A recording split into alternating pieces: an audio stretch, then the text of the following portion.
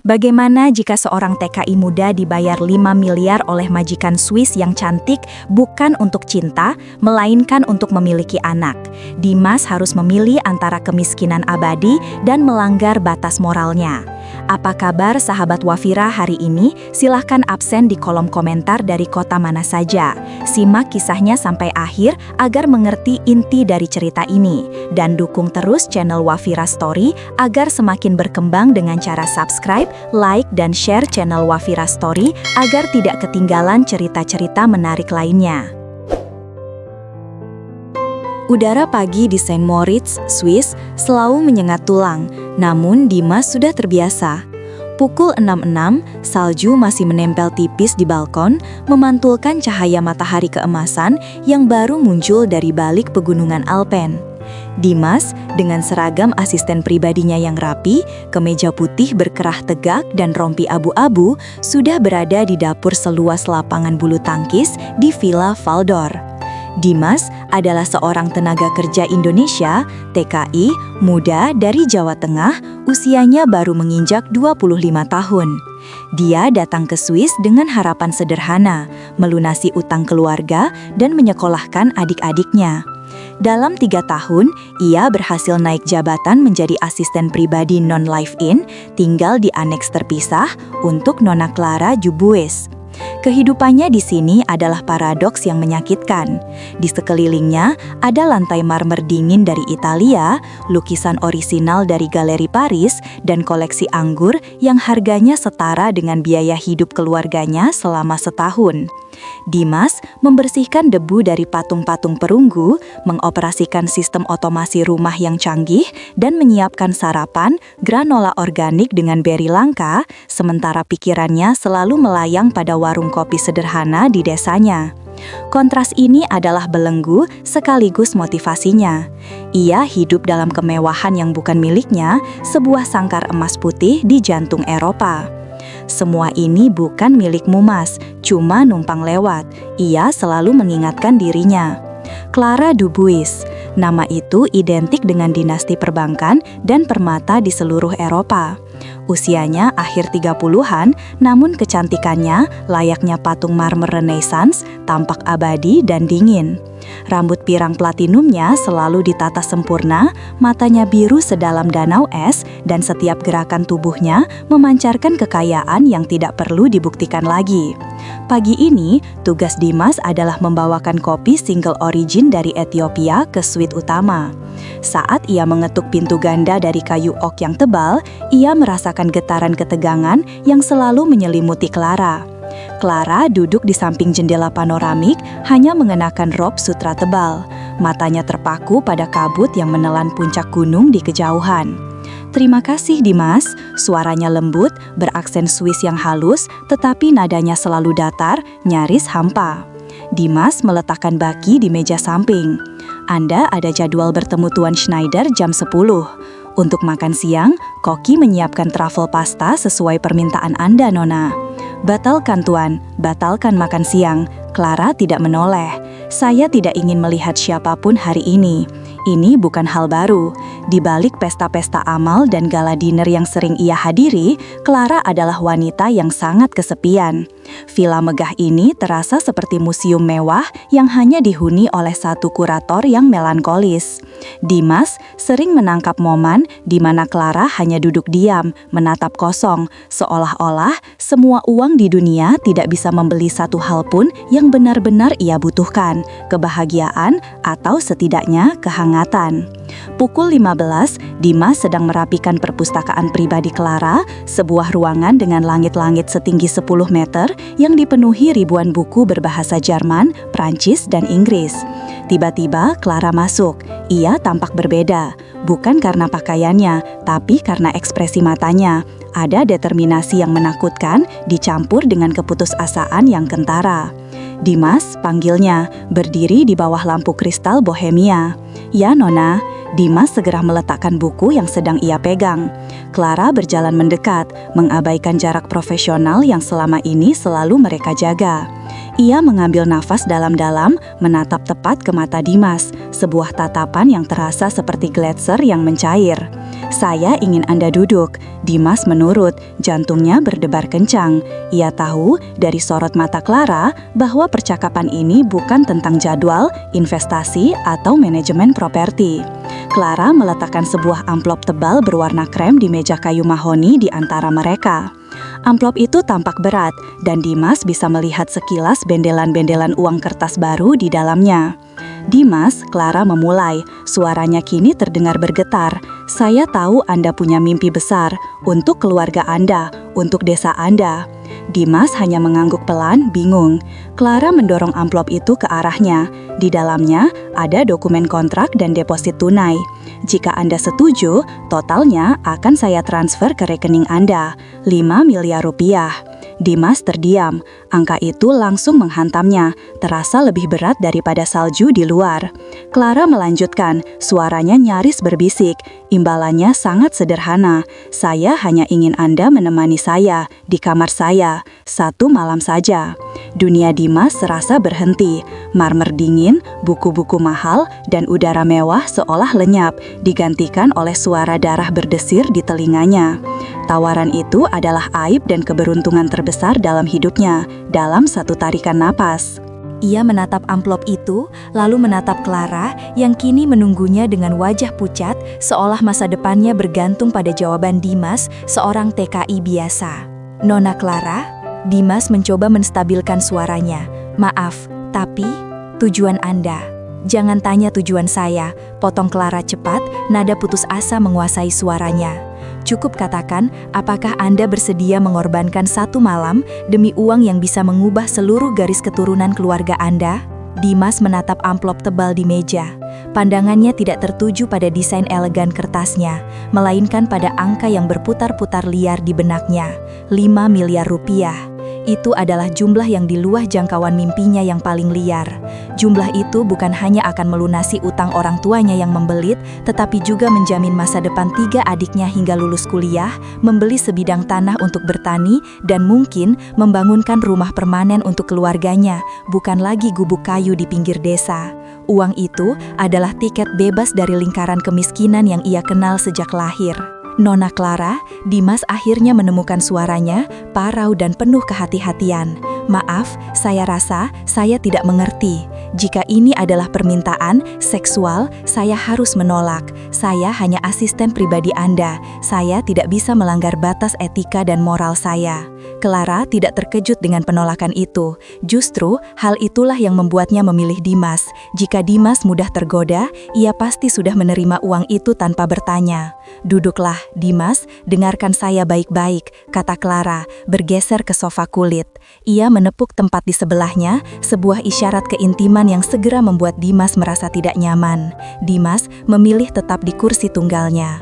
Saya tahu apa yang Anda pikirkan, tapi ini bukan hal murahan, jelas Clara, memilin ujung robe sutranya. Ini adalah permintaan bantuan yang sangat pribadi, sangat terdesak. Anda melihat kehidupan saya, Anda melihat Valdor. Semua orang berpikir saya punya segalanya, tapi saya kesepian, Dimas. Saya sangat kesepian. Clara mulai berbicara, suaranya pelan namun menusuk, menceritakan sekilas latar belakangnya, tentang kekayaan yang menjauhkan orang tulus, tentang deretan mantan kekasih yang hanya menginginkan nama dan hartanya, dan tentang tekanan untuk memiliki keturunan demi melanggengkan nama keluarga Dubois. Semua orang yang saya kenal di sini, mereka palsu. Mereka mendekat karena bau uang, lanjut Clara. Matanya yang biru kini tampak basah, tapi air mata itu tidak menetes. Anda berbeda. Anda tulus. Anda bekerja keras tanpa mengharap lebih dari gaji Anda. Anda sopan, Dimas. Anda punya prinsip. Clara kemudian mencondongkan tubuh, tatapannya memohon. Saya tidak ingin mengambil risiko dengan pria-pria yang hanya mementingkan diri mereka sendiri. Saya butuh seseorang yang saya tahu memiliki hati yang baik. Seseorang yang, ia berhenti, mencari kata yang tepat, yang bersih. Tapi Nona, ini bukan cara yang benar. Anda bisa menemukan pria yang setara, seseorang yang bisa Anda cintai. Dimas mencoba berargumentasi, logikanya menolak skenario gila ini. Clara tertawa getir. Cinta, itu dongeng yang tidak dijual di sini. Waktu saya terbatas, Dimas. Saya butuh kepastian, dan saya butuh janji kerahasiaan total. 5 miliar itu bukan hanya uang, itu adalah perjanjian kerahasiaan tertinggi. Jika Anda setuju menemani saya malam ini, hidup Anda berubah selamanya. Anda bisa bebas, Anda bisa pulang ke Indonesia sebagai pahlawan keluarga Anda. Dimas kembali ke kamarnya di aneks dengan pikiran kacau. Amplop berisi kontrak dan uang muka deposit itu ia letakkan di laci, seolah itu adalah bom waktu.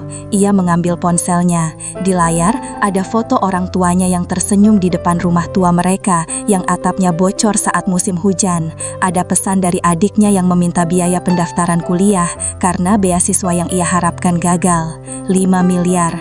Ia menghitung cepat berapa tahun ia harus bekerja dengan gaji TKI yang ia terima sekarang untuk mencapai angka itu. Mungkin 30 tahun, bahkan lebih. Hidupnya akan habis di perantauan, jauh dari keluarga. Di sisi lain, batinnya berteriak menolak. Ajaran agama dan nilai-nilai yang ia pegang teguh terasa dihina oleh tawaran ini. Jika ia menerima, ia akan mendapatkan uang, tetapi ia akan kehilangan dirinya sendiri, kebanggaan, dan kehormatannya. Bagaimana ia bisa kembali ke desanya, menjadi orang kaya raya, tetapi dengan rahasia gelap yang memalukan ini? Dimas mondar-mandir di kamar mungilnya, ruang yang terasa sesak dibandingkan dengan kemegahan yang mengelilingi Clara. "Tolong saya, Dimas," suara Clara, penuh permohonan, seolah bergema di kepalanya. "Saya tidak bisa melakukan ini sendirian."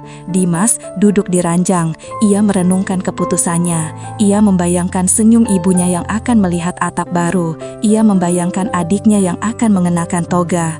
Ini demi keluarga. Kalimat ini menjadi mantra, sebuah pembenaran yang menyakitkan. Sore berganti malam. Salju mulai turun lebat, seolah alam ikut menahan Dimas di sana. Dimas mengambil napas panjang, meraih amplop itu lagi, dan membaca kontraknya.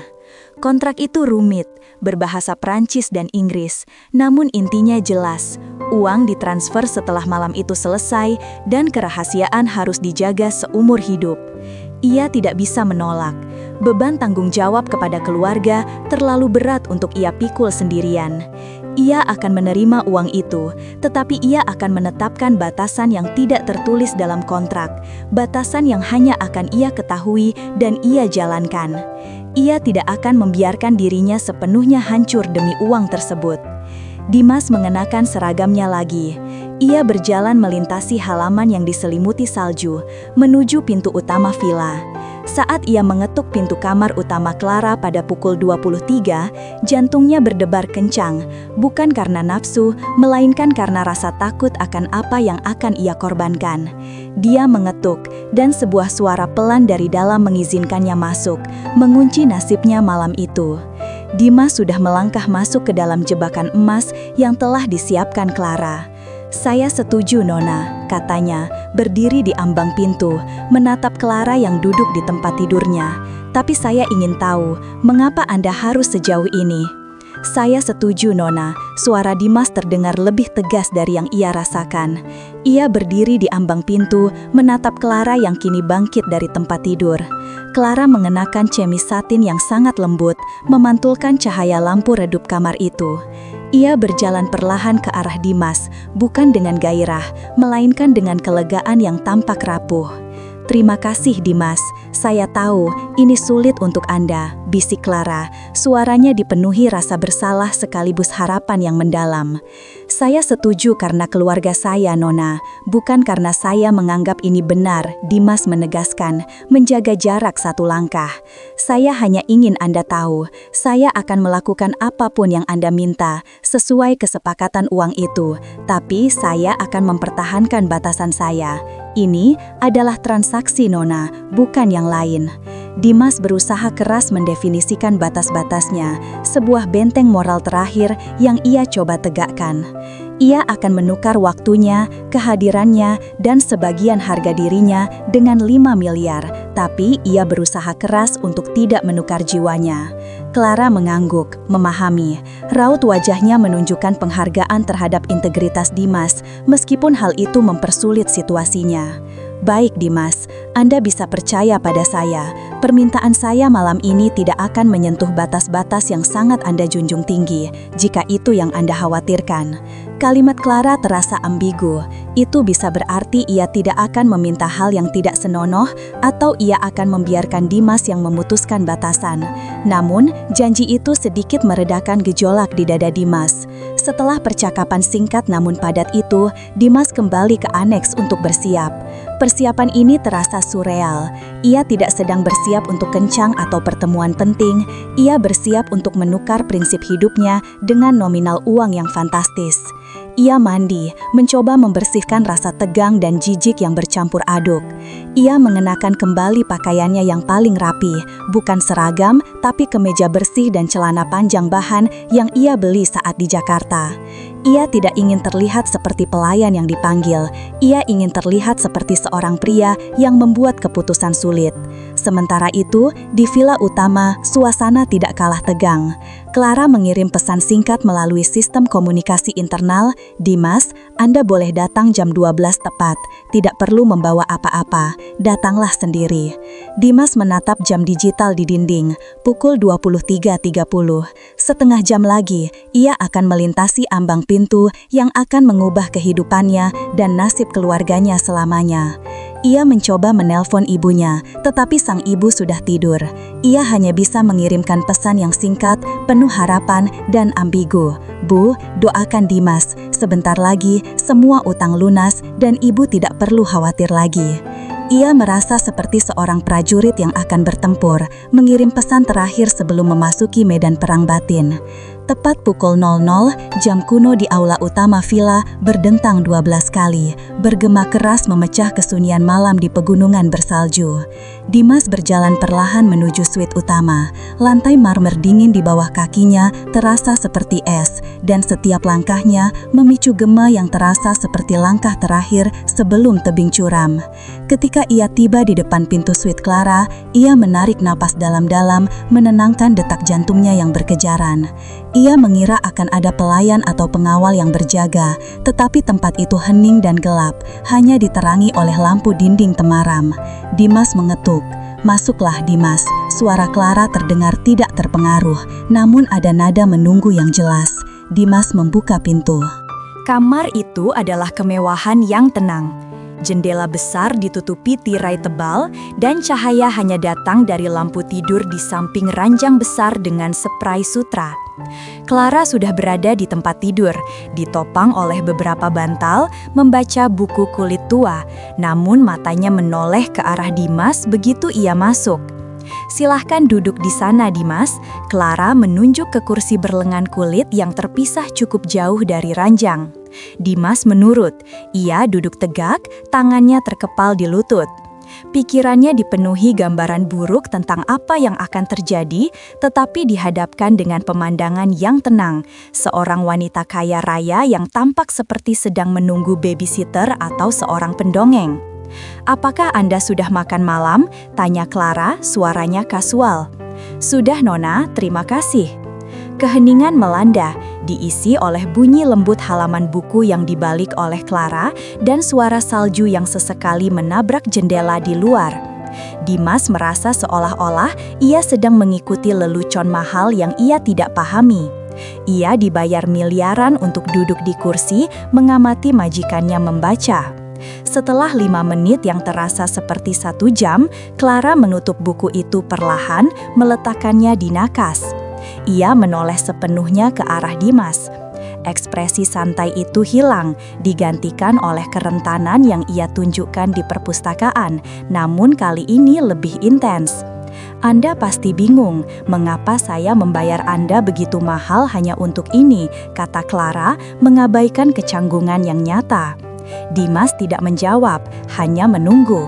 "Dimas," Clara memulai, mengubah posisi duduknya, menatap Dimas dengan tatapan yang kini penuh makna. "Saya meminta Anda menemani saya malam ini, karena saya ingin Anda menjadi ayah dari anak saya." Kalimat itu diucapkan di tengah kemewahan dan kesunyian lebih mengejutkan daripada tawaran uang 5 miliar. Malam itu baru saja dimulai dan tujuan gila Clara kini terungkap, menjebak Dimas dalam dilema yang jauh lebih dalam dari sekadar etika. Kamar itu terasa membeku, bukan karena suhu Swiss di luar, tetapi karena kalimat yang baru saja diucapkan Clara. "Saya ingin Anda menjadi ayah dari anak saya." Dimas tertegun di kursi berlengan. Ia merasa seolah-olah ia telah memasuki sebuah film di mana naskahnya tiba-tiba berubah menjadi absurd dan mengerikan. "Nona Clara, apa maksud Anda?" Dimas berusaha keras agar suaranya tidak pecah. "Anda tidak mungkin serius." Clara menghela napas panjang, seolah ia baru saja mengangkat beban berat yang sudah lama dipikulnya. "Saya sangat serius, Dimas. Itu adalah satu-satunya alasan mengapa saya melakukan ini. 5 miliar itu adalah bayaran untuk masa depan Anda, Dimas, dan untuk benih yang akan Anda berikan." Kepala Dimas terasa pusing. Ia tiba-tiba menyadari betapa naifnya ia berpikir bahwa tawaran 5 miliar hanya akan berujung pada percakapan canggung atau permintaan yang mudah. Kenyataan ini jauh lebih berat, melibatkan penciptaan kehidupan, sebuah tanggung jawab yang kekal. "Tidak, Nona, ini tidak mungkin. Saya tidak bisa." Dimas bangkit dari kursi, langkahnya mundur. "Saya seorang TKI, Nona. Saya punya kehidupan di Indonesia, punya keluarga. Bagaimana Anda bisa meminta hal sebesar ini? Ini bukan barang yang bisa dibeli dengan uang." Clara turun dari tempat tidur, berdiri tegak di atas permadani tebal. Keanggunannya tidak menghilangkan aura kesepian yang menguar darinya. "Saya tahu, tapi coba Anda lihat hidup saya, Dimas." Clara memohon, tangannya terentang ke sekeliling kamar yang dihiasi kristal dan emas. "Saya memiliki semua ini, Dimas, kerajaan bisnis yang akan runtuh jika tidak ada penerus. Keluarga saya mendesak, media mengawasi. Tapi lebih dari itu, saya ingin sekali menjadi seorang ibu." Ia berjalan menuju Dimas, berhenti tepat di luar zona nyaman Dimas. "Pria yang saya cintai telah tiada. Pria-pria yang datang setelahnya hanya tertarik pada rekening bank saya. Saya tidak mau anak saya memiliki ayah yang oportunis. Saya menghabiskan waktu setahun terakhir mengamati Anda." Clara mengakui dengan jujur yang menyakitkan. "Anda pekerja keras, Anda jujur, Anda berprinsip. Anda marah karena tawaran uang ini, dan itu justru membuktikan Anda adalah pria yang saya cari." Clara menjelaskan bahwa ia telah melakukan penelitian medis. Ia ingin menggunakan teknologi medis canggih, fertilisasi in vitro, untuk memastikan prosesnya cepat dan bersih dari sudut pandang Dimas. Tetapi ia tetap membutuhkan Dimas sebagai donor. "Saya ingin anak saya memiliki kehangatan dari seorang pria baik, Dimas. Sifat-sifat baik Anda. Anda tidak perlu membesarkannya. Anak itu akan diurus di sini, mendapatkan pendidikan terbaik. 5 miliar itu adalah kompensasi Anda. Anda bisa kembali ke desa Anda dan hidup bahagia. Ini adalah janji kerahasiaan total seumur hidup." Dimas hanya bisa menggeleng, terperangkap antara nominal uang yang luar biasa dan tuntutan moral yang ekstrim. "Ini bukan hanya tentang uang, Nona. Ini tentang darah saya, tentang anak saya. Bagaimana saya bisa hidup dengan mengetahui saya punya anak di Swiss yang tidak pernah saya temui? Bagaimana jika suatu hari anak itu mencari saya? Bagaimana dengan pertanggungjawaban di mata Tuhan?" Kata-kata Dimas mengandung emosi yang jujur. Uang itu kini terasa seperti kutukan. Ia bisa membeli segalanya, tetapi ia harus menjual bagian paling suci dari dirinya. Anda tidak akan pernah tahu, Dimas. Nama keluarga anak itu akan menjadi Du Bois. Anda bebas. Anda tidak punya kewajiban hukum atau moral. Balas Clara, mencoba merasionalisasi permintaan yang irasional. "Saya punya kewajiban pada hati saya sendiri, Nona." Dimas mulai berjalan mondar-mandir di karpet, frustrasi. Ia merasakan kemarahan yang membuncah terhadap Clara, yang seenaknya menggunakan kekayaan untuk memanipulasi takdir orang lain. Namun, ia juga merasakan simpati yang mendalam atas keputusasaan dan kesepian wanita ini. Ia melihat Clara yang kini tampak sangat rapuh, menunggu jawabannya dengan mata berkaca-kaca. Air mata yang selama ini ia tahan, kini siap tumpah. Melihat air mata yang akhirnya menetes di pipi Clara, hati Dimas melunak, tetapi tekadnya tidak goyah.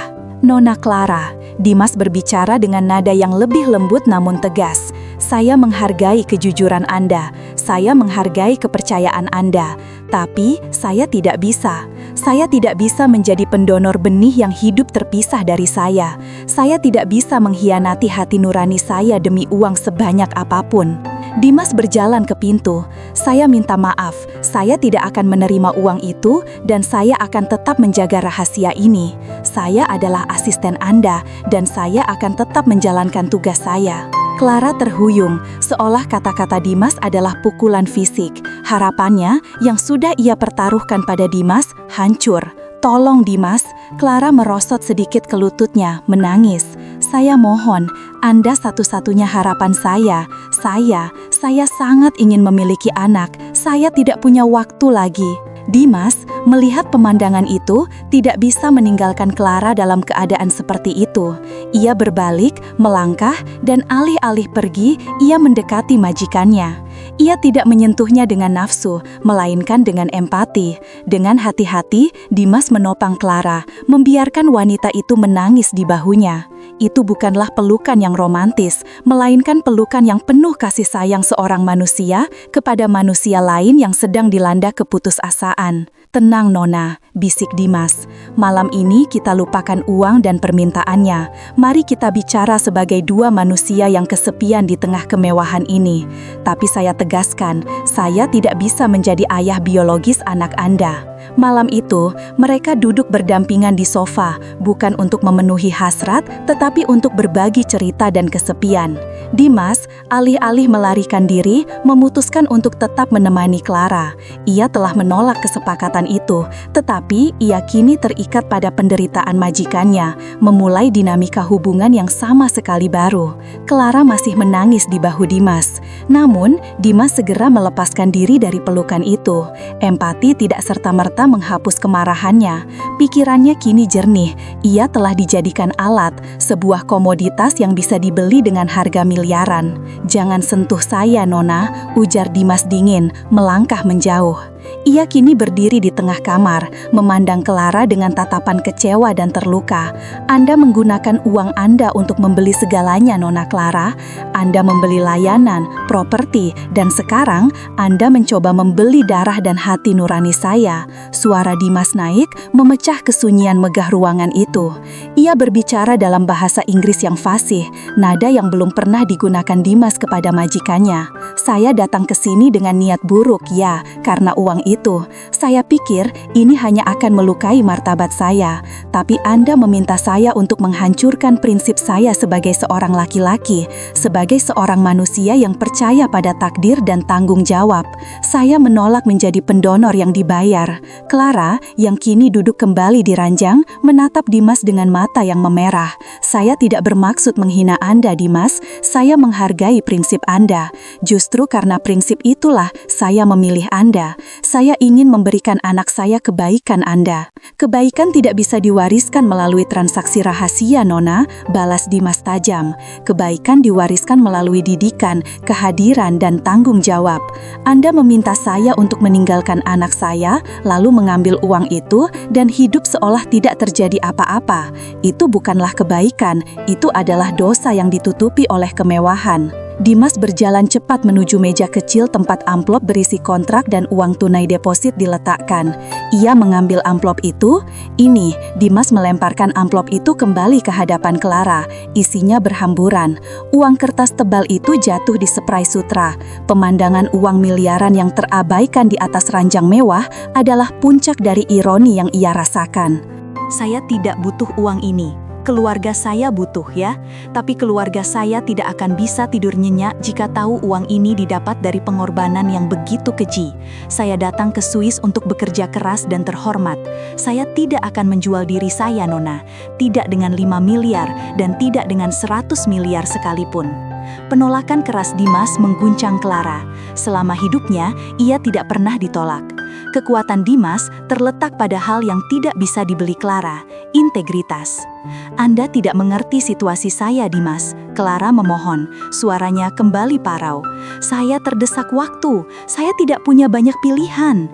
Saya tidak perlu mengerti situasi Anda untuk mengerti hati nurani saya sendiri, Nona, potong Dimas. Ia mengambil ponselnya yang selama ini ia diamkan. Saya akan menelepon manajer kepegawaian besok pagi. Saya akan mengajukan surat pengunduran diri segera. Saya tidak bisa lagi bekerja di sini setelah malam ini. Keputusan Dimas untuk berhenti bekerja, sebuah keputusan yang berarti ia harus kembali ke titik nol, adalah penolakan paling mutlak yang ia berikan. Ia lebih memilih kembali miskin daripada hidup sebagai jutawan dengan rahasia yang menghancurkan. Clara, yang kini ditinggalkan oleh keputusasaan, tidak lagi berdebat. Ia hanya menatap Dimas dengan ekspresi yang sangat kosong, seolah ia baru saja kehilangan bukan hanya seorang TKI, tetapi juga harapan terakhirnya. Anda benar-benar tidak akan mempertimbangkannya, Dimas, bisik Clara, air mata mengalir tanpa suara di pipinya. Dimas menghela napas. Kemarahannya mereda, digantikan oleh rasa lelah dan simpati yang mendalam terhadap wanita yang tampak begitu rentan di bawah lapisan kekayaan itu. Ia tahu kesepian yang dirasakan Clara adalah nyata, seabsurd apapun metodenya untuk mengatasinya. Dimas melangkah mendekat, bukan sebagai asisten yang melayani, tetapi sebagai manusia yang mencoba memberikan penghiburan. Ia menghindari kontak fisik, namun kata-katanya penuh ketulusan. Nona Clara, saya percaya Anda adalah wanita yang baik. Anda hanya tersesat karena kesepian dan kekayaan yang berlebihan. Dimas berbicara pelan. Ada banyak cara lain untuk menjadi seorang ibu, cara yang terhormat, cara yang tidak melibatkan uang dan kontrak rahasia. Dimas menundukkan kepala. Saya akan pergi sekarang. Saya tidak akan membocorkan apapun. 5 miliar atau tidak, rahasia ini akan saya kubur selamanya. Tanpa menunggu balasan, Dimas berbalik dan melangkah cepat menuju pintu keluar. Saat ia membuka pintu kamar utama, cahaya dari luar lorong yang temaram menyeruak masuk sebentar. Di ambang pintu, Dimas berhenti sejenak, melihat kembali ke arah Clara yang tampak menyusut di atas ranjang besar itu, dikelilingi oleh uang yang berserakan. Pemandangan itu menegaskan kembali bahwa Dimas telah membuat keputusan yang benar. Ia memang tidak akan membawa uang itu, tetapi ia membawa pulang integritasnya. Dimas menutup pintu itu dengan sangat pelan. Suara klik kunci yang lembut terdengar sangat keras di keheningan malam Swiss. Itu adalah suara penutupan babak Dimas sebagai TKI yang tergoda uang, dan permulaan babak baru di mana ia akan menjalani hari-hari terakhirnya di villa itu sambil mencari cara untuk segera mengundurkan diri. Ia berjalan kembali ke aneks, menyisakan Clara Dubois sendirian di kamar megahnya, dengan mimpi menjadi ibu yang hancur dan uang 5 miliar rupiah yang kini terasa seperti sampah tak berharga. Dimas telah menolak emasnya, dan dalam penolakan itu, ia telah meninggalkan jejak kejujuran yang akan terus menghantui Clara. Pagi di Villa Valdor terasa berbeda. Udara yang dingin seolah membawa beban ketegangan yang tertinggal dari malam sebelumnya. Dimas bangun pagi, siap menghadapi dua hal, mengajukan pengunduran diri dan menghadapi tatapan menghakimi dari Clara. Namun, saat Dimas menyiapkan sarapan di dapur, ia menerima pesan bukan dari sistem komunikasi kerja, melainkan dari nomor pribadi Clara. Dimas, tidak perlu menyiapkan sarapan. Tolong buatkan 2 cangkir teh chamomile dan bawa ke perpustakaan. Dan, terima kasih. Terima kasih, Dimas mengerutkan kening. Itu adalah pertama kalinya Clara mengucapkan terima kasih dengan nada pribadi. Ketika Dimas membawa baki teh ke perpustakaan, Clara sudah menunggunya, berpakaian kasual, bukan setelan bisnisnya yang tajam, dan duduk di dekat perapian yang menyala. Uang 5 miliar yang tadi malam berserakan sudah tidak terlihat. Duduklah Dimas, kata Clara, menunjuk kursi di seberangnya. Dan jangan khawatir soal pengunduran diri, saya belum menerimanya. Nona, saya serius, saya harus pergi. Dimas mencoba berargumen, meletakkan baki teh. Clara mengangkat tangan, menghentikannya. Tidak sekarang, kita perlu bicara. Bukan tentang uang, dan bukan tentang permintaan saya tadi malam, tapi tentang apa yang terjadi. Untuk pertama kalinya, Clara berbicara kepada Dimas bukan sebagai majikan kepada pelayan, melainkan sebagai seorang wanita kepada satu-satunya orang yang kini mengetahui kelemahan terbesarnya. Anda benar, Clara mengakui menatap nyala api. Metode saya salah, saya menggunakan kekayaan saya untuk memanipulasi takdir. Itu adalah cara saya bertahan hidup di dunia ini. Tapi penolakan Anda, itu menyadarkan saya bahwa ada hal yang tidak bisa dibeli. Clara kemudian menceritakan detail yang lebih intim tentang kesepiannya, tentang bagaimana ia harus selalu tampil sempurna, bagaimana teman-temannya adalah sekutu bisnis, dan bagaimana ia tidak memiliki siapapun yang bisa diajak berbicara jujur. Anda adalah orang pertama yang menolak saya, Dimas, dan ironisnya, Anda adalah satu-satunya orang di villa ini yang tidak saya curigai memiliki motif tersembunyi, katanya, menyesap tehnya. Dimas, yang terbiasa mendengar Clara membahas pasar saham atau investasi seni, kini mendengar kisah hidupnya yang hampa. Ia melihat Clara sebagai manusia biasa yang rapuh, bukan dewi kekayaan yang kebal emosi. Saya minta maaf karena menempatkan Anda dalam posisi sulit itu, lanjut Clara. Saya tidak akan memaksa lagi, tapi tolong, bisakah Anda tinggal sedikit lebih lama? Saya butuh Anda sebagai pendengar, sebagai seseorang yang mengingatkan saya bahwa di luar tembok villa ini masih ada nilai-nilai yang tulus. Dimas terdiam. Ia datang untuk mengundurkan diri, tetapi kini ia dihadapkan pada permohonan yang murni dari hati seorang wanita. Ia tidak lagi melihat majikannya, melainkan seorang klien emosional. Dimas akhirnya setuju untuk tinggal sementara. Hubungan mereka pun berubah drastis. Secara formal, Dimas tetap asisten pribadi, namun tugas-tugasnya bergeser. Alih-alih mengurus jadwal bisnis, ia kini lebih sering mendampingi Clara dalam perjalanan sore yang mendadak ke kota kecil terdekat hanya untuk membeli buku langka atau es krim. Mereka berbicara bukan tentang pekerjaan, tetapi tentang perbedaan budaya. Dimas bercerita tentang kehangatan gotong royong di desanya, Clara bercerita tentang tekanan dingin di keluarga aristokrat Swiss. Clara tidak lagi memberinya perintah, ia meminta tolong dan berdiskusi. Ia mulai belajar bahasa Indonesia dari Dimas, dan Dimas mulai belajar tentang seni rupa Eropa dari Clara. Tawa Clara yang sebelumnya hampir tidak pernah terdengar, kini kadang-kadang terdengar renyah saat Dimas salah mengucapkan bahasa Jerman. Mereka membentuk ikatan aneh yang didasari oleh rahasia bersama, rahasia tawaran 5 miliar yang tidak pernah terjadi, dan rahasia kesepian yang mereka berdua rasakan di tempat yang berbeda. Dimas tetap profesional, menjaga jarak fisik yang ketat, tetapi jarak emosional mereka telah menyusut. Suatu sore, Dimas menemukan Clara di taman belakang, sedang menanam bibit bunga musim semi, padahal pekerjaan itu seharusnya dilakukan oleh tukang kebun profesional. "Mengapa Anda melakukannya sendiri, Nona?" tanya Dimas, bingung. Clara tersenyum kecil. "Saya butuh sesuatu yang tumbuh, Dimas, sesuatu yang membutuhkan perawatan, yang membuat saya merasa bahwa saya berkontribusi pada kehidupan. Ini adalah pertama kalinya saya menyentuh tanah dalam 10 tahun terakhir." Clara juga mulai lebih sering menerima tamu, bukan klien bisnis, melainkan anak-anak dari panti asuhan lokal yang ia sponsori. Villa yang dingin dan sunyi itu mulai dipenuhi suara tawa anak-anak. Perubahan ini membuat Dimas bertanya-tanya. Jika Clara telah menemukan cara untuk menyalurkan keinginan keibuannya dan kesepiannya, mengapa ia begitu terobsesi ingin memiliki anak biologis dengan cara yang drastis? Pertanyaan ini mulai menggelayuti pikiran Dimas saat ia melanjutkan rutinitas barunya sebagai asisten, pendengar, dan penjaga rahasia pribadi Clara Dubois. Hubungan yang lebih dalam ini, yang lahir dari penolakan, kini menempatkan Dimas di posisi yang sempurna untuk mengungkap rahasia Clara yang sesungguhnya. Hubungan antara Dimas dan Clara telah menjadi semakin ambigu, bergerak di antara batas profesionalitas dan keakraban yang canggung. Dimas kini memiliki akses ke area-area pribadi Clara yang sebelumnya tertutup rapat. Suatu pagi, Dimas mendapat tugas untuk mengurus dokumen asuransi kesehatan Clara yang mendesak.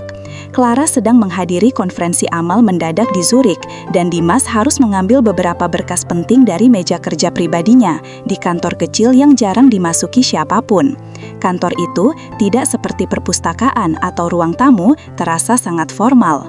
Saat Dimas mencari folder asuransi, perhatiannya terhenti pada laci meja yang biasanya terkunci rapat. Hari itu, laci itu terbuka sedikit, mungkin karena terburu-buru. Rasa ingin tahu yang sangat besar, didorong oleh misteri tawaran 5 miliar tempo hari, memaksa Dimas untuk mengintip. Di dalamnya, tersembunyi di bawah beberapa tumpukan majalah finansial, ada sebuah map tipis berwarna biru navy, bertuliskan Protokol Vertrouwlich, Adoption Case AR, Protokol Rahasia, Kasus Adopsi AR. Jantung Dimas berdebar kencang. Adopsi, Dimas tahu ia melanggar privasi, tetapi penemuan ini terasa jauh lebih penting daripada etika kerja. Ia menarik map itu keluar, tangannya sedikit gemetar. Di dalamnya, terdapat beberapa dokumen hukum berbahasa Jerman yang sangat detail, surat keterangan kesiapan adopsi.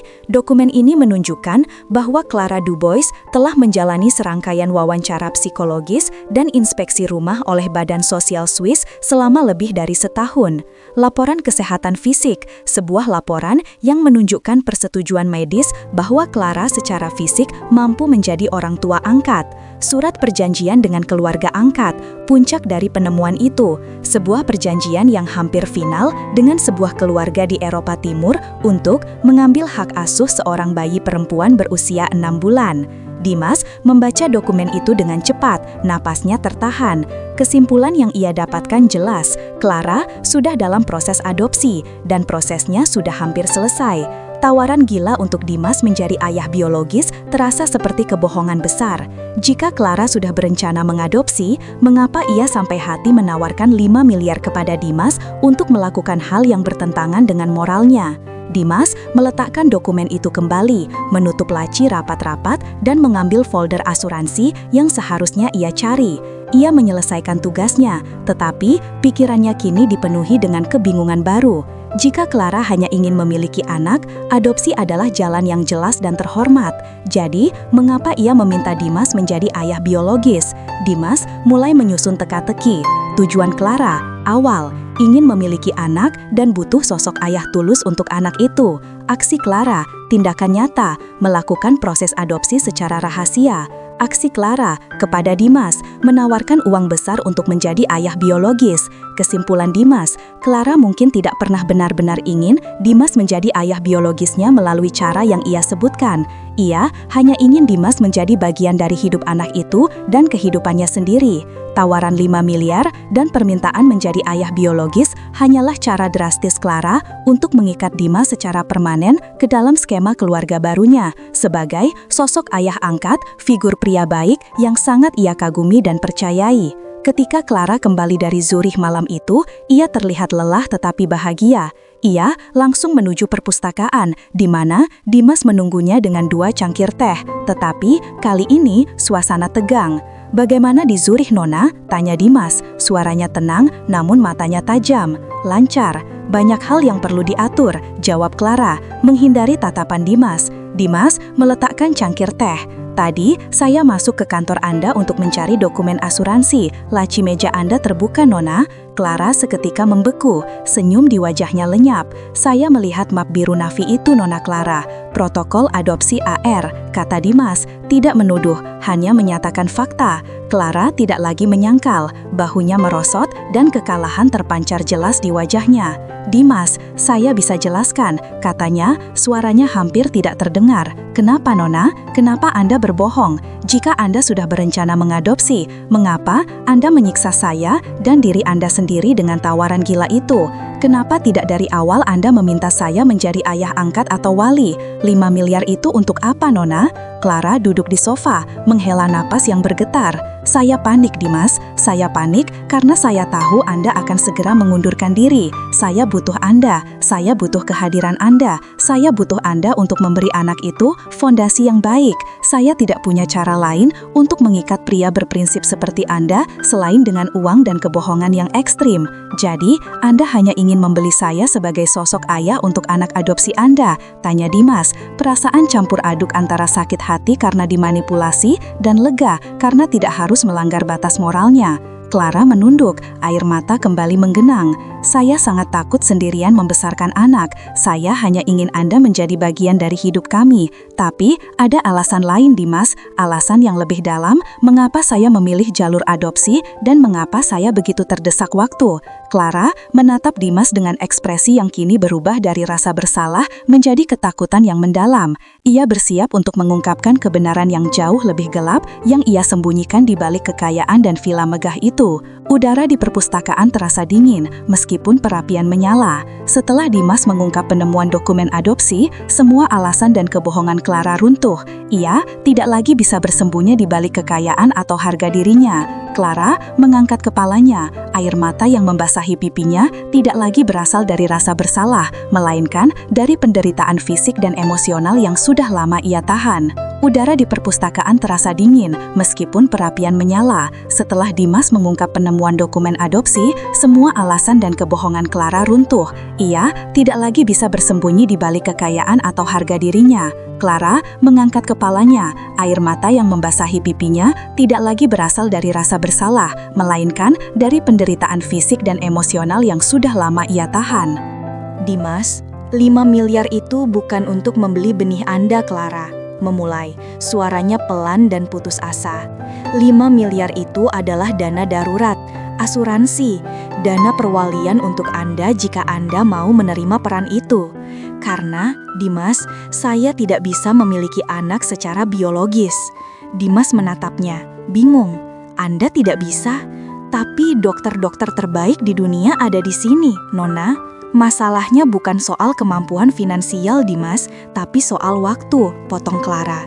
Kini berjalan ke jendela besar, memandang salju yang kembali turun.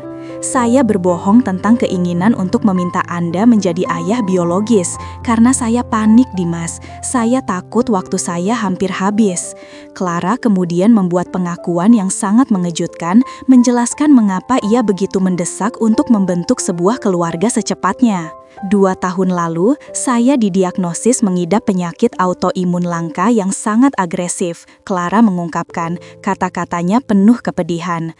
Penyakit ini telah merusak sistem reproduksi saya secara permanen, membuat kehamilan alami menjadi hal yang mustahil. Dokter telah memberikan prognosis yang sangat tidak menyenangkan. Perkiraan terburuk, saya hanya punya waktu sekitar 2 tahun lagi untuk berjuang sebelum penyakit ini mencapai stadium kritis. Dimas terdiam. Semua kemarahannya terhadap manipulasi Clara langsung hilang, digantikan oleh rasa terkejut dan simpati yang menusuk. Wanita yang tampak sempurna, kaya dan berkuasa di hadapannya ternyata sedang berjuang melawan musuh yang tidak terlihat dan tak terhindarkan. Saya merahasiakannya dari semua orang, keluarga, kolega, semua orang. Kekayaan ini, Dimas, hanya mampu membeli pengobatan yang memperlambat lajunya, bukan menyembuhkannya, jelas Clara. Saya tidak ingin dikasihani, dan saya tidak mau kekayaan saya menjadi target saat mereka tahu saya sakit. Jadi, adopsi itu adalah upaya terakhir, tanya Dimas. Ya, ini adalah perjuangan melawan waktu, Dimas. Saya tahu saya mungkin tidak akan hidup untuk melihat anak itu tumbuh dewasa, kata Clara. Kini air matanya benar-benar tumpah. Tapi saya ingin sekali saja merasakan bagaimana rasanya menjadi ibu. Saya ingin meninggalkan sesuatu yang lebih berharga dari sekadar rekening bank atau gedung perusahaan. Clara akhirnya menjelaskan tujuan tersembunyi dari tawaran uang yang menghebohkan itu. Saya membutuhkan Anda, Dimas, bukan untuk tidur dengan saya dan bukan untuk darah Anda. Saya butuh kehadiran Anda di sisi anak itu sebagai sosok ayah yang stabil dan tulus setelah saya tiada. Ia melanjutkan, suaranya tersendat. 5 miliar itu adalah uang yang saya siapkan untuk Anda, agar Anda mau tetap tinggal di Swiss atau dimanapun anak itu berada, hingga ia cukup besar untuk mandiri.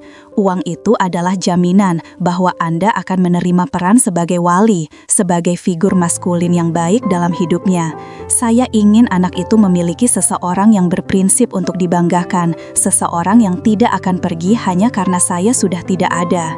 Dimas menyadari betapa parahnya ia salah menilai Clara. Tawaran 5 miliar yang awalnya ia anggap sebagai tindakan maksiat, kini bertransformasi menjadi tindakan putus asa seorang ibu yang sakit untuk mengamankan masa depan anaknya. Clara tidak ingin membeli Dimas, ia ingin membeli waktu dan perlindungan untuk anak yang belum lahir. Seluruh dinamika hubungan mereka bergeser total. Dimas tidak lagi melihat Clara sebagai majikan yang manipulatif, tetapi sebagai seorang wanita yang sekarat menggunakan satu-satunya senjata yang ia miliki, kekayaan, untuk melawan takdirnya. Nona Clara, Dimas berjalan mendekat, kini tidak lagi dengan amarah atau ketakutan, tetapi dengan rasa hormat dan belas kasihan yang tulus.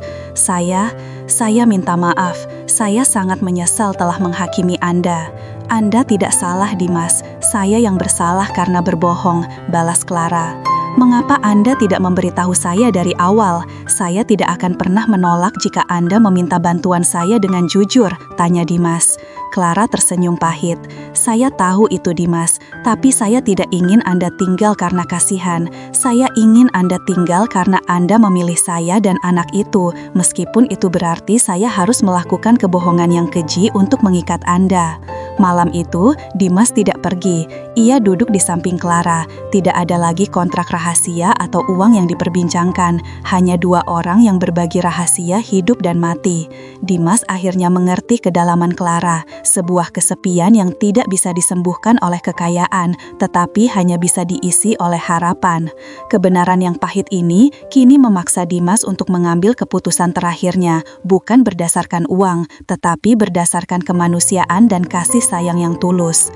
Setelah pengakuan Clara tentang penyakitnya dan tujuan tersembunyi dari tawaran adopsi, Dimas kembali ke aneks dengan perasaan yang berkecamuk. Ia duduk di kamarnya yang sederhana, menatap salju lebat di luar jendela.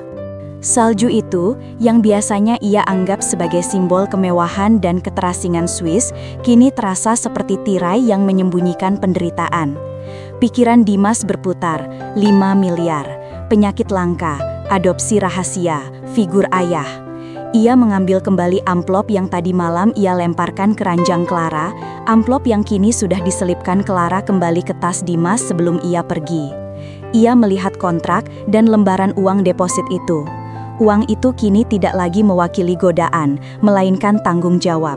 Itu adalah biaya yang harus ia terima sebagai jaminan hidupnya agar ia bisa mendedikasikan diri pada peran yang diminta Clara. Dimas menyadari, keputusannya tidak lagi tentang dirinya sendiri atau keluarganya di Indonesia. Ini tentang harapan terakhir seorang wanita yang sekarat dan masa depan seorang bayi tak bersalah yang akan tumbuh tanpa ibu biologis.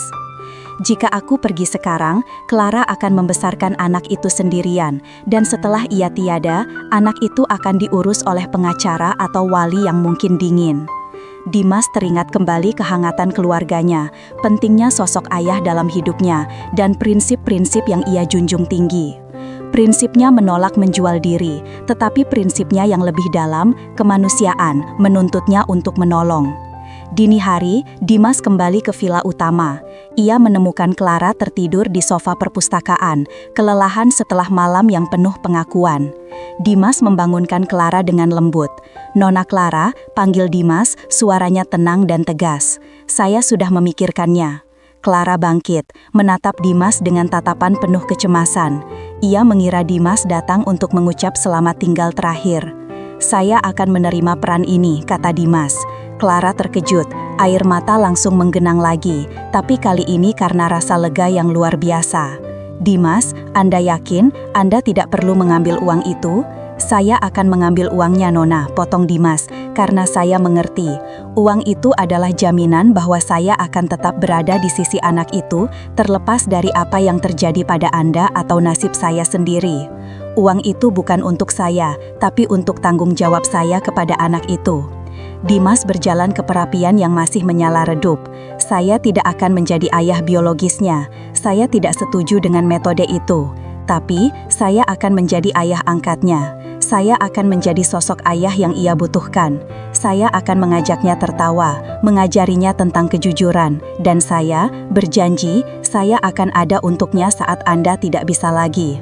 Ini adalah janji yang jauh lebih berat daripada kontrak profesional apapun. Itu adalah janji hati." Clara menangis bahagia, tangisan yang tulus dan murni. "Terima kasih Dimas, saya tidak tahu bagaimana membalas kebaikan ini." "Anda sudah membalasnya Nona," kata Dimas. "Anda telah memberi saya kesempatan untuk membantu seorang manusia yang membutuhkan, dan itu jauh lebih berharga daripada 5 miliar. Mereka kemudian membahas rencana yang lebih terperinci. Status profesional, Dimas akan tetap menjadi asisten pribadi, tetapi gajinya akan ditahan dan dimasukkan ke dalam perwalian anak tersebut.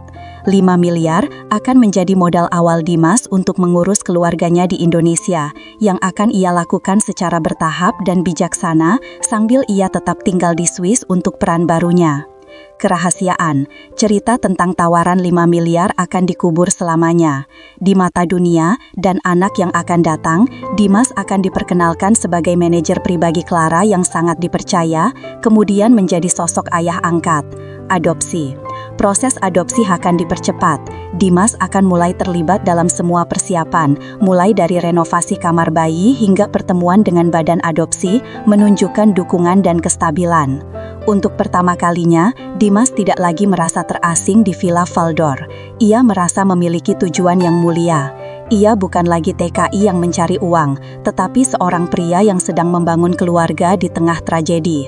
Clara dan Dimas menghabiskan beberapa minggu berikutnya dalam persiapan adopsi. Mereka tidak lagi berbicara tentang kematian atau penyakit, melainkan tentang kehidupan, nama yang akan mereka berikan, mainan yang akan dibeli, dan sekolah yang akan dimasuki. Dalam momen-momen intim itu, Dimas menyadari bahwa ia telah jatuh cinta, bukan pada kekayaan Clara, tetapi pada kerentanan dan keberaniannya. Ia mengagumi bagaimana Clara, meski menghadapi penyakit yang mematikan, berjuang sekuat tenaga untuk menciptakan kebahagiaan bagi orang lain. Dimas telah membuat keputusan yang paling emosional dalam hidupnya. Ia menolak uang itu saat itu adalah godaan, tetapi ia menerimanya saat uang itu menjadi alat untuk memenuhi janji tulusnya.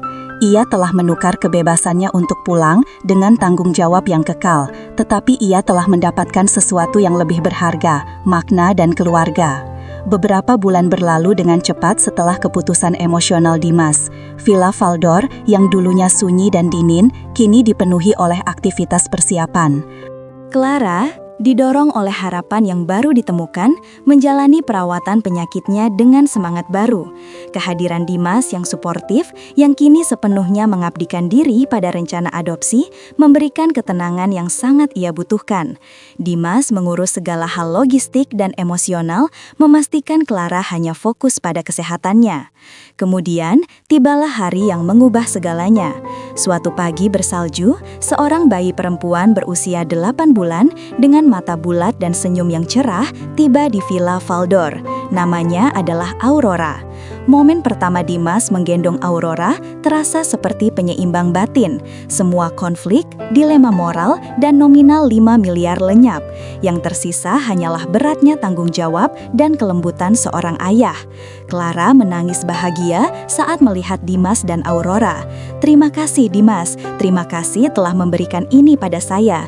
Terima kasih telah memberikan dia seorang ayah." Dimas dan Clara menjalani kehidupan sebagai orang tua. Hubungan mereka tetap murni platonik, tetapi intensitasnya jauh melebihi ikatan romantis manapun.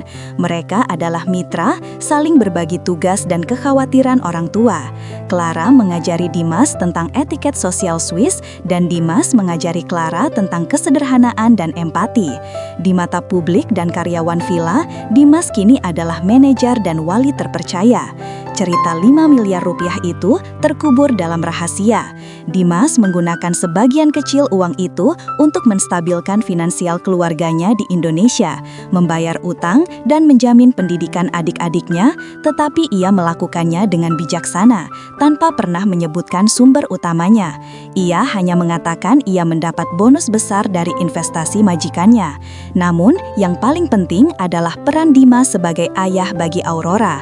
Ia adalah yang pertama menggendong Aurora saat menangis di tengah malam, yang mengajarinya kata-kata sederhana dalam bahasa Indonesia, dan yang merangkai mainan pertamanya.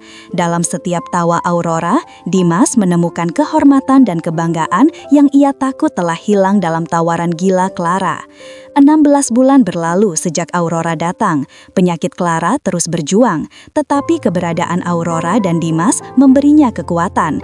Ia berhasil melebihi prognosis terburuk dokter, hidup lebih lama daripada yang diperkirakan. Suatu sore di musim panas, di balkon yang menghadap ke padang rumput hijau Alpen, Dimas, Clara, dan Aurora duduk bersama. Aurora yang berusia 2 tahun berlari-lari kecil di antara mereka. "Dimas," kata Clara, suaranya kini jauh lebih lemah. Dimas menggenggam tangannya. Tangan Clara terasa kurus dan dingin. "Saya ingin Anda berjanji sekali lagi," bisik Clara. "Setelah saya tiada, tolong jangan pernah tinggalkan Aurora. Anda adalah ayahnya, Dimas, bukan karena hukum, tapi karena cinta. Gunakan uang itu, gunakan kekayaan ini untuk memberinya kehidupan yang baik." "Saya berjanji, Nona Clara," jawab Dimas, matanya dipenuhi air mata. "Saya tidak akan pernah meninggalkannya. Dia adalah putri saya. Dan Anda telah memberi saya segalanya." "Tidak," Clara menggeleng kecil, tersenyum lemah. "Anda yang memberi saya segalanya. Anda memberi saya harapan dan keluarga. Anda menolak uang saya saat saya jahat, dan Anda menerimanya saat saya putus asa." Itulah malam terakhir yang mereka habiskan bersama. Clara Dubois meninggal dengan tenang di tempat tidurnya beberapa jam kemudian, tidak dalam kesendirian yang ia takuti, melainkan setelah melihat putrinya tidur dan menggenggam tangan pria yang ia yakini akan melindunginya. Sesuai surat wasiatnya, Dimas diberi peran wali resmi Aurora dan diangkat menjadi direktur Yayasan Dubois yang mengelola seluruh aset keluarga hingga Aurora dewasa. 5 miliar rupiah itu hanya sebagian kecil dari warisan yang kini harus ia urus untuk Aurora. Dimas tidak pernah kembali ke Indonesia sebagai miliarder pahlawan karena ia memilih untuk tetap berada di Swiss demi menepati janjinya. Ia sesekali mengunjungi keluarganya, namun rumahnya kini adalah Villa Valdor di samping putri angkatnya. Di bawah langit Alpen yang luas, Dimas menemukan bahwa kisah hidupnya bukanlah tentang seberapa banyak uang yang ia dapatkan, melainkan seberapa besar ia mampu berkorban dan mencintai. Ia adalah seorang TKI yang awalnya dicari untuk dibayar mahal karena integritasnya dan berakhir menjadi figur ayah bagi pewaris kekayaan Swiss. Semua berawal dari satu malam di tengah kesepian yang tersembunyi. Dimas menutup mata, merasakan angin gunung di wajahnya dan mendengar tawa Aurora yang riang dari taman. Di matanya, Dimas adalah ayah tanpa perlu kontrak atau darah. Uang 5 miliar rupiah itu kini berfungsi sebagai pengingat abadi bahwa harapan, kesepian, dan makna hidup yang sesungguhnya seringkali ditemukan di tempat yang paling tidak terduga, jauh dari transaksi materi. Ia adalah seorang TKI yang awalnya dicari untuk dibayar mahal karena integritasnya dan berakhir menjadi figur ayah bagi pewaris kekayaan Swiss. Semua berawal dari satu malam di tengah kesepian yang tersembunyi. Dimas menutup mata, merasakan angin gunung di wajahnya dan mendengar tawa Aurora yang riang dari taman. Di matanya, Dimas adalah ayah tanpa perlu kontrak atau darah. Uang 5 miliar rupiah itu kini berfungsi sebagai pengingat abadi bahwa harapan, kesepian, dan makna hidup yang sesungguhnya seringkali ditemukan di tempat yang paling tidak terduga, jauh dari transaksi materi.